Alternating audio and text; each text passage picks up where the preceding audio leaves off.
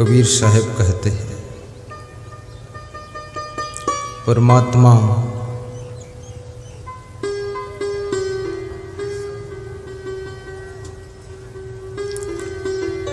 तुमसे दूर नहीं है। कभी कभी मनुष्य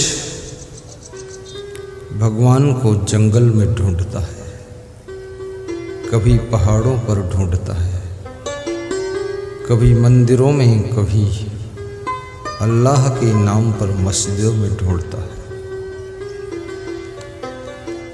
अंग्रेज चर्च में ढूंढते हैं, सिख गुरुद्वारा में ढूंढते हैं, हिंदू मंदिरों में ढूंढते हैं, नास्तिक शराब की बोतलों में ढूंढते हैं। जो नास्तिक है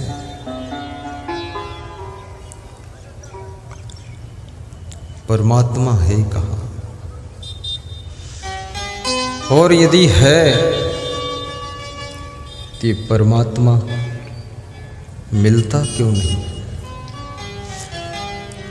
इतना छिप करके क्यों रहता है, प्रकट क्यों नहीं होता, सामने क्यों नहीं आता है। सामने आकर कह देना चाहिए कि आई एम गॉड, मैं ईश्वर हूँ, मेरा दर्शन कर लो।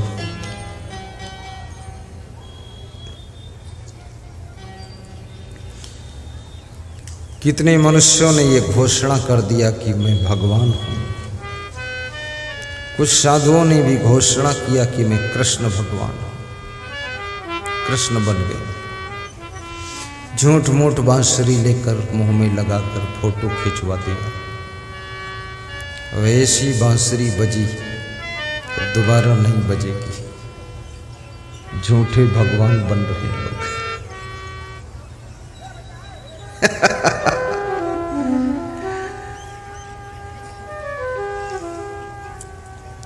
भगवान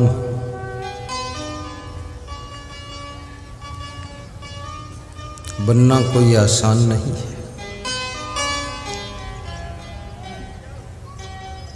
मैं भगवान हूँ ऐसा कहना आसान है।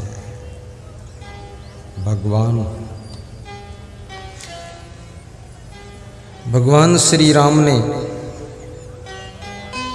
गुरु वशिष्ठ से प्रश्न पूछा था। निर्वाण प्रकरण में, योग वशिष्ठ ग्रंथ में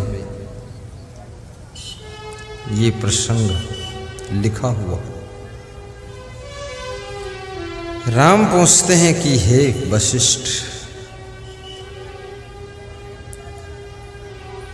यदि भगवान बनना हो तो क्या करना चाहिए?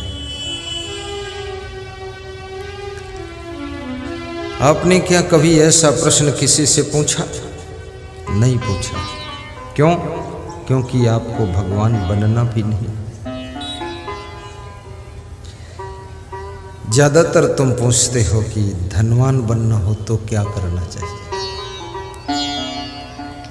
डीएम बनना हो तो क्या करना चाहिए, डॉक्टर बनना हो तो क्या करना चाहिए, इंजीनियर बनना हो तो क्या करना चाहिए, गुरु मंत्र लेना हो तो क्या करना चाहिए। बस ये पूछते हो तुम। लेकिन भगवान, राम पूछते हैं कि भगवान बनना हो तो क्या करना चाहिए, क्या करना पड़ेगा। गुरु वशिष्ठ उत्तर दे रहे हैं, हे राम, जननेन्द्रिया चा जिह्वा इंद्रिया संयमो भगवानम भवेत। जिसकी जननेन्द्री और जिह्वा इंद्री बस में हो जाती है वो भगवान बन जाता है, वो भगवान बन जाता है। सीधा फार्मूला। जिह्वा इंद्री को बस में जो कर सके और जब आपकी इंद्रियां आपके वश में होती हैं तो आपकी जिंदगी के कांटे भी फूल बन जाते हैं, दुख भी सुख में बदल जाते हैं, हानि लाभ में बदलने लग जाती है, हार जीत में चेंज होती है, टूटी झोपड़ी सुंदर भवन बन जाती है, टूटी फूटी साइकिल कार बन जाती है। इंद्रियां बस में करके तो देखो। और इंद्रियां आपकी हैं और छोटी छोटी है। ये छोटी सी आंख बड़ी सी दुनिया को देख लेती है। इस छोटी सी जीभ सबका स्वाद ले लेती है। छोटे से कान क्या क्या नहीं सुनते हैं।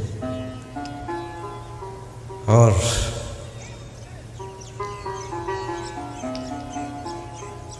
छोटी सी नासिका गंध सुगंध दुर्गंध को सूंघ लेती है। वशिष्ठ कहते हैं जिसकी जिह्वा इंद्री नियंत्रण में है।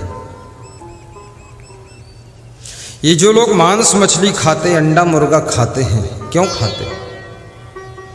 क्या इनको दाल चावल सब्जी रोटी मिलता नहीं इसलिए खाते हैं? समोसा जलेबी रसगुल्ला नहीं मिलता इसलिए खाते हैं? नहीं। फिर क्यों खाते हैं? ये अपनी जिह्वा के स्वाद के कारण खाते हैं।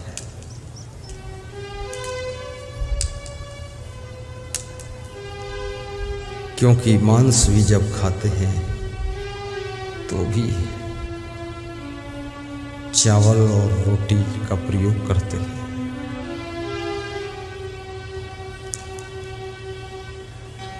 जिह्वा स्वाद की गुलाम है। और जो अपनी जिह्वा को नहीं जीत पाता है उसका शरीर कभी स्वस्थ नहीं रहता है।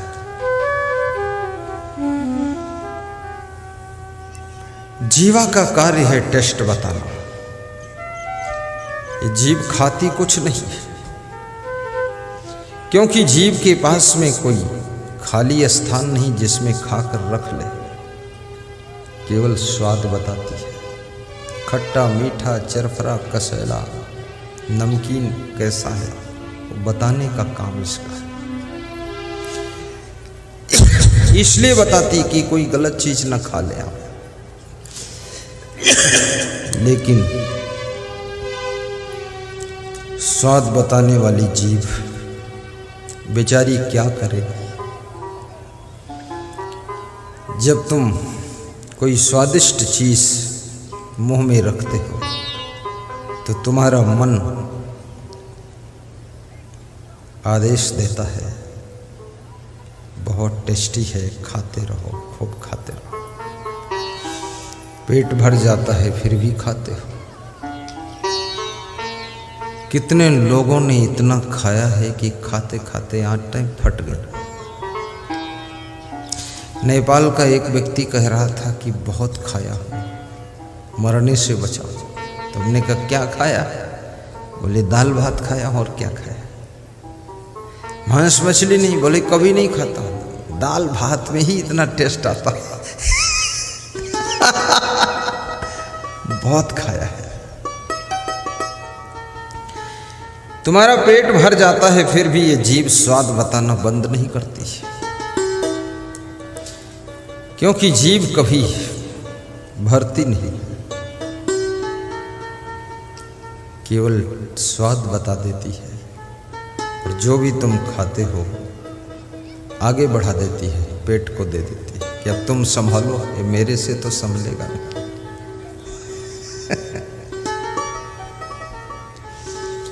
गुरु वशिष्ठ कहते हैं जिसकी जीभ कंट्रोल है,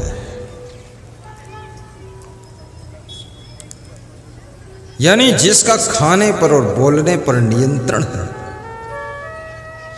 और जिसकी जननेन्द्रिय स्पर्शेंद्रिय संयम की डोरी में बंधी हुई है, वह व्यक्ति भगवान बन जाता है, भगवान बन जाता है।